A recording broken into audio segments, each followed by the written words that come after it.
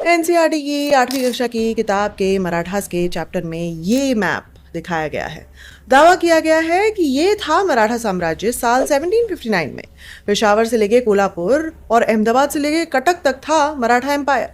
जब मैंने इस मैप को पहली बार देखा तो मुझे हंसी आई, फिर बुरा भी लगा कि क्या मजबूरी रही होगी एनसीईआरटी की जो इतिहास को इतना तोड़ मरोड़ कर पेश कर रही है। इसी चैप्टर में ये भी कहा गया है कि मराठा साम्राज्य ही सबसे बड़ी पैन इंडिया पावर थी अंग्रेजों के आने से पहले। कितना ऐतिहासिक है यह दावा।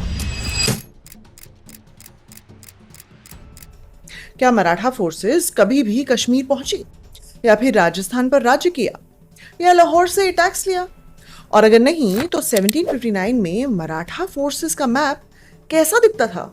क्या ये एक लौता पैन इंडिया साम्राज्य था भी अंग्रेजों से पहले? ये सब जानेंगे आज के एपिसोड में। चलें फिर।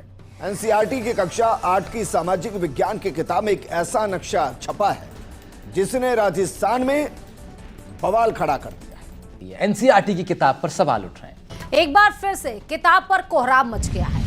हेलो नमस्कार, आपका स्वागत है एक नए एपिसोड में। मैं हूं डॉक्टर रुचिका शर्मा, पेशे से एक इतिहासकार हूं और इतिहास की टीचर भी हूं। इसके अलावा मेरे कुछ और क्रेडेंशियल्स डिस्क्रिप्शन बॉक्स में मौजूद है। तो ये मैप एनसीईआरटी की 8वीं कक्षा की किताब में मराठा एम्पायर को दर्शाता है और ये निहायत ही गलत मैप है, क्योंकि यहाँ मराठा किंगडम के एक्सटेंट को ना केवल ओवर एग्जैजरेट किया गया है बल्कि मराठा कैसे राज्य चलाते थे उसे भी झुठलाया गया है। इनफैक्ट ये 18वीं शताब्दी में हिंद महासागर के पूरे इतिहास को ही हटा देता है। यू सी 18वीं शताब्दी भारत की हिस्ट्री में एक बड़ी ही इंटरेस्टिंग शताब्दी थी। काफी कुछ हो रहा था, काफी सारे पावर सेंटर थे, मुगल, निजाम, राजपूत, अफगान, अंग्रेज, Dutch, French, Sikh, Jat and of course Marathas. And 18वीं शताब्दी इन सब के आपसी मतभेद, सामंजस्य, व्यापार, लड़ाई वगैरह से भरी पड़ी थी, जिसे ये मैप बिल्कुल भी नहीं दर्शाता। इनफैक्ट ये मैप बच्चों को ये बताना चाहता है कि इन सब एरियाज में सिर्फ एक ही पावर थी, मराठा, जो कि सरासर गलत है। मराठों का और इन सब जगहों का इतिहास दोनों को ही साइड कर दिया है एनसीईआरटी ने। पर सिर्फ ये ही नहीं, एनसीईआरटी की 8वीं कक्षा की किताब में कई और गलतियां हैं जो एक वीडियो में मैंने आपको गिनाई थी। आप यहाँ क्लिक करके देख सकते हैं। बाय द वे, कई लोग कहते हैं कि उन्हें यहाँ लिंक नहीं दिखता, तो ये लिंक्स डिस्क्रिप्शन बॉक्स में भी मौजूद रहेंगे, आप वहां जाकर भी देख सकते हैं। खैर, अगर मराठों का 1759 में साम्राज्य ऐसा नहीं दिखता था तो कैसा दिखता था? क्या उसे साम्राज्य कहना सही भी है? क्या कश्मीर और लाहौर तक भी राज करते थे मराठे? बिल्कुल नहीं। 1757-1758 में रघुनाथ राव ने पंजाब और कश्मीर पे अटैक किया, लेकिन पंजाब में सिख्स ने टफ रेजिस्टेंस की और मराठे अपना वर्चस्व यहाँ नहीं जमा पाए। मराठास यहाँ से ट्रिब्यूट लेवी करना चाहते थे। क्या होता है ट्रिब्यूट? ट्रिब्यूट एक हारा हुआ राजा या एक सबऑर्डिनेट राजा जीते हुए राजा को देता है ताकि हारा हुआ राजा अपना किंगडम अपने पास रख सके, उसे अपनी मर्जी से एडमिनिस्टर कर सके, वहां से टैक्सेस ले सके। जीते हुए राजा को मिलता था सालाना ट्रिब्यूट, जो कि किसी कॉन्ट्रैक्ट या ट्रीटी से फिक्स्ड होता था। तो एक ट्रिब्यूटरी स्टेट यानी ट्रिब्यूट देने वाले एरिया को जीता हुआ राजा डायरेक्टली कंट्रोल नहीं करता था, टैक्सेस नहीं लगा पाता था। ये यूजुअली तब लगाया जाता था जब जीता हुआ राजा उस एरिया से दूर हो और उसके लिए इस एरिया को एडमिनिस्टर करना मुश्किल हो, और इसी का फायदा उठाते थे हारे हुए राजा। जैसे ही जीता हुआ राजा लड़ाई जीतकर ट्रिब्यूट तय करके अपनी टेरिटरी रवाना हो जाता था, तब अक्सर हारा हुआ राजा ट्रिब्यूट नहीं देता था। 1-2 साल का ट्रिब्यूट बकाया होने के बाद फिर से जीते हुए राजा को वापस आकर जंग करनी पड़ती थी और फिर से ये प्रोसेस रिपीट होता था। तो ट्रिब्यूटरी स्टेट जीते हुए राजा के राज्य का हिस्सा नहीं होता था, क्योंकि वहां का राजा कभी भी ट्रिब्यूट देने से मना करके ट्रिब्यूटरी रिलेशनशिप से आजाद हो सकता था, अपने तरीके से अपना राज्य चला सकता था। ये इतना बड़ा लेक्चर ट्रिब्यूट पे मैंने इसलिए दिया क्योंकि मराठास इसका यूज काफी करते थे और ये आगे वीडियो में आपको समझ आ जाएगा। खैर, तो पंजाब को भी रघुनाथ राव ने ट्रिब्यूटरी स्टेट बनाने की भरपूर कोशिश की, लेकिन सिखों की वजह से यह मुमकिन नहीं हो सका। उन्हें पंजाब से कोई भी ट्रिब्यूट नहीं आया। इनफैक्ट ये पंजाब की इन्वेजन मराठास ने पंजाब के सूबादार अदीना बेग खान के कहने पे की थी, ताकि वो अफगानों को हरा सके। वो तो हो गया, अफगान्स को हारना पड़ा, पर मराठा फोर्सेस पंजाब को एक प्रॉपर ट्रिब्यूटरी स्टेट नहीं बना पाए। और कश्मीर? नोप। पानीपत की 1761 वाली लड़ाई के बाद जब अब्दाली ने मराठास को हरा दिया था, तब हारे हुए मराठा सोल्जर्स जम्मू में ही रिटायर हो गए और वहीं बस गए। मराठों ने कभी भी जम्मू और कश्मीर पे कब्जा नहीं किया, तो दोनों पंजाब और जे.एंड.के इस मैप का हिस्सा नहीं थे। और दिल्ली?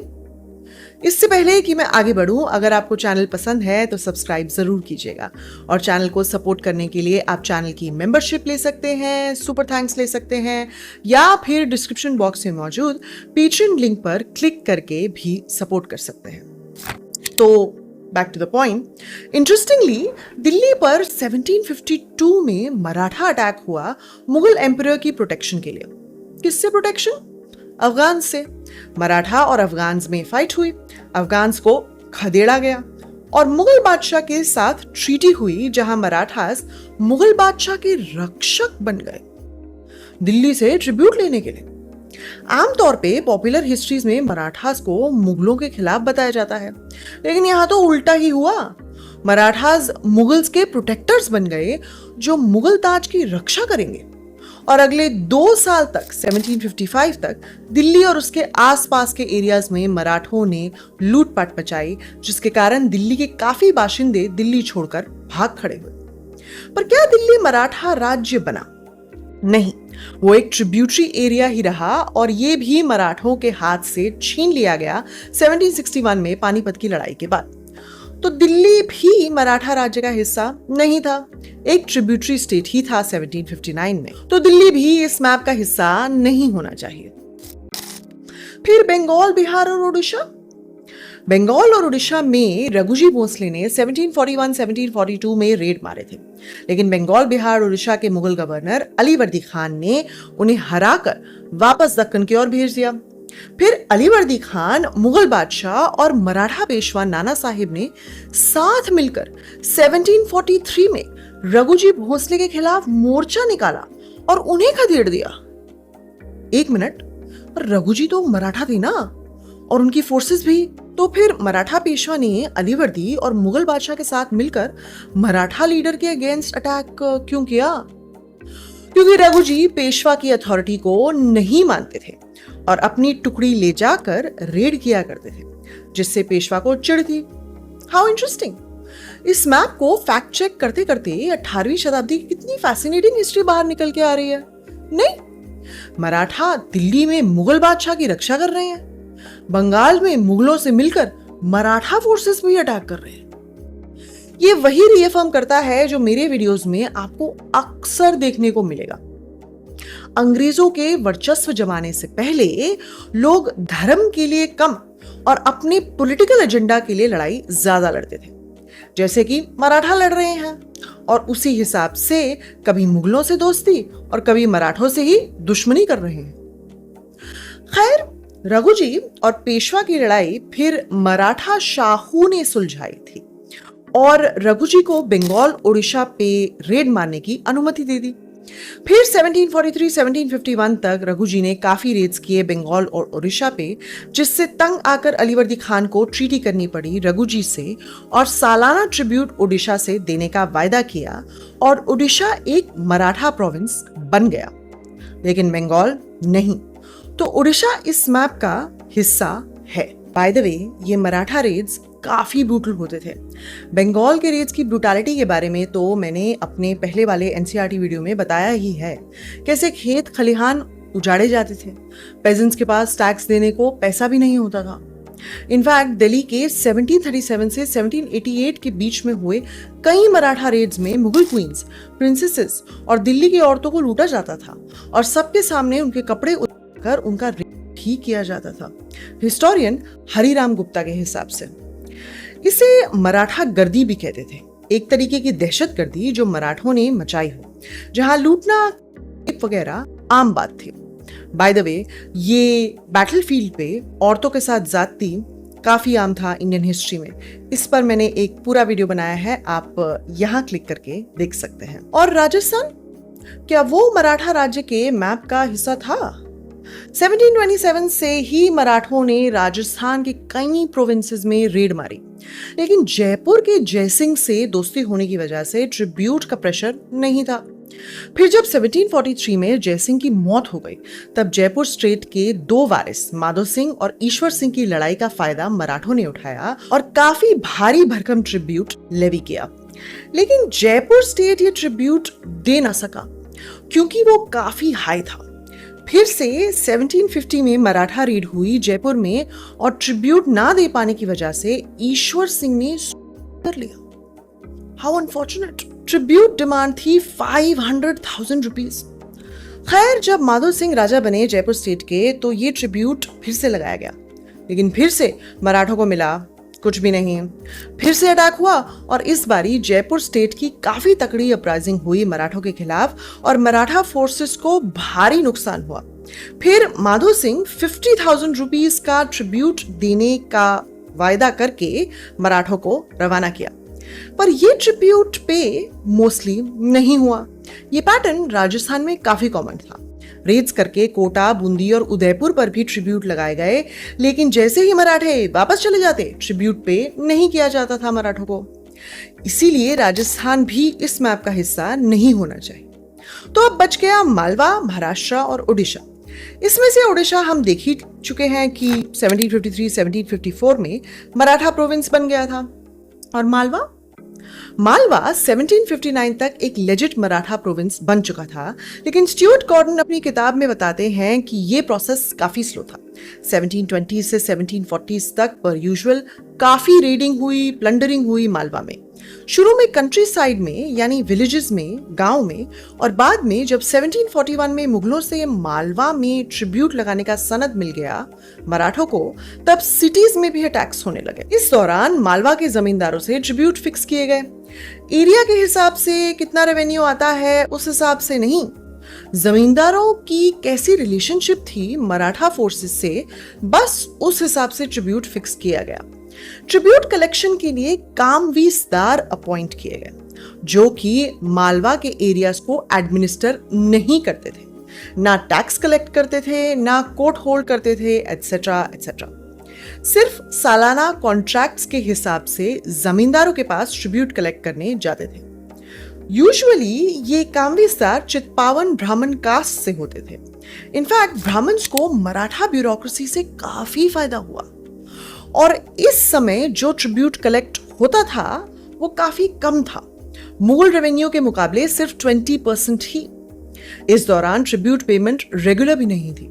फिर 1750 से मराठों ने ट्रिब्यूट की जगह टैक्सेस लगाने शुरू कर दिए और मालवा में सिटीज को भी अपने रूल में शामिल कर लिया। मराठा फोर्सेस भी मालवा में स्टेशन थे और ये टैक्स कलेक्शन काफी हद तक मुगलों के टैक्स सिस्टम को कॉपी करती थी। स्टुअर्ट गॉर्डन के हिसाब से मराठों के टैक्सेस के नाम मुगलों से लिए हुए थे, हिजरी कैलेंडर के मंथ्स के हिसाब से कलेक्ट होते थे।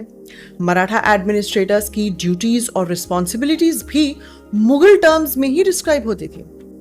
लेकिन क्योंकि 1720 से 1740 के दशक तक मराठों ने मालवा में रेडिंग की, तो काफी खेत खलिहान तबाह हो गए थे।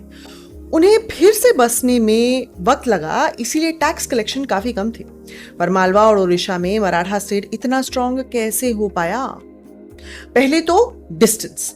मराठा स्ट्रॉन्ग होल्ड था महाराष्ट्र और गुजरात, जिसके बगल में ही मालवा था, और मालवा कंट्रोल करने पर ओडिशा भी फिर डिस्टेंस वाइज करीब हो गया, तो इन एरियाज को एडमिनिस्टर करना इजी था। दूसरा, इन एरियाज में टैक्स कलेक्शन पॉसिबल हो पाई, जिससे मराठा स्टेट को एक स्टेबिलिटी मिली। ये टैक्स कलेक्शन पॉसिबल मराठा आर्मीज की स्टेशनिंग से हो पाई। आर्मीज मालवा, गुजरात, ओडिशा एरियाज में ही रहती थी, तो मराठों के रूल्स एनफोर्स कर पाती थी। तो फाइनल मैप है ये था कोर मराठा स्टेट, और आसपास के एरिया से कभी कभी ट्रिब्यूट आता था, कभी नहीं। वो स्टेट का हिस्सा नहीं थे, यहाँ कोई डायरेक्ट एडमिनिस्ट्रेशन नहीं होती थी। ये बात इस श्वार्ट्सबर्ग मैप में भी बताई गई है, जहां कोर एरियाज मालवा, गुजरात और महाराष्ट्र के कुछ हिस्से हैं ओडिशा के साथ साथ, और बाकी एरियाज को ओकेजनल ट्रिब्यूटरी बताया गया है। ऐसा मैप जब मौजूद है और एक्यूरेट भी, तो एनसीईआरटी को नया और झूठा मैप बनाने की क्या जरूरत पड़ गई? श्वार्ट्सबर्ग मैप ही दिखा देते। और जैसे यहाँ की से एक्सप्लेन किया है, कब कहाँ रेड किया, ट्रिब्यूट लगाया वगैरह, वही चीज बच्चे भी समझ जाते। और तो और एनसीईआरटी ने मराठा मैप ही नहीं, बल्कि ये बात भी झूठ कही कि यही मराठा स्टेट अंग्रेजों से पहले सबसे बड़ा पैन इंडियन स्टेट था। तो फिर ये क्या है? औरंगजेब का मुगल एम्पायर तो एनसीईआरटी के झूठे मैप से भी दुगना है। और अगर एक्चुअल मराठा स्टेट के मैप से कंपेयर करो तो औरंगजेब का ही लार्जेस्ट पैन इंडिया एम्पायर था अंग्रेजों से पहले। इनफैक्ट मराठों से बड़ा और औरंगजेब से थोड़ा कम अशोक का भी मौर्यन एम्पायर था, जहां हर्मन कुलके के ये वाले मैप के हिसाब से काफी शेडेड एरियाज ऑटोनॉमस थे, यानी सेल्फ गवर्निंग। इन दोनों को एनसीईआरटी भूल गई और मराठों को largest pan India empire before British बता दिया। हिस्ट्री किताब लिखने वालों को हिस्ट्री पढ़ाओ भाई कोई। Largest pan Indian empire before British था मुगल एम्पायर अंडर औरंगजेब। इसमें हिस्टोरियंस का पूरा कंसेंसस है। इससे कम एक्सटेंट था अशोक का। मराठों की हिस्ट्री काफी रिच और कॉम्प्लेक्स है। उनका स्टेट एक अलग तरीके का, जिसकी अपनी ही खूबियां नजर आती हैं। जैसा है इतिहास में वैसा ही बता दो। ऐसे झूठ बोलने की क्या जरूरत पड़ गई एनसीईआरटी को? वोट बैंक पॉलिटिक्स के लिए यूज हो रही है क्या एनसीईआरटी किताब?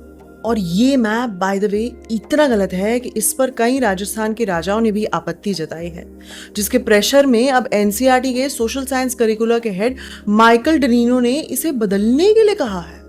वाह!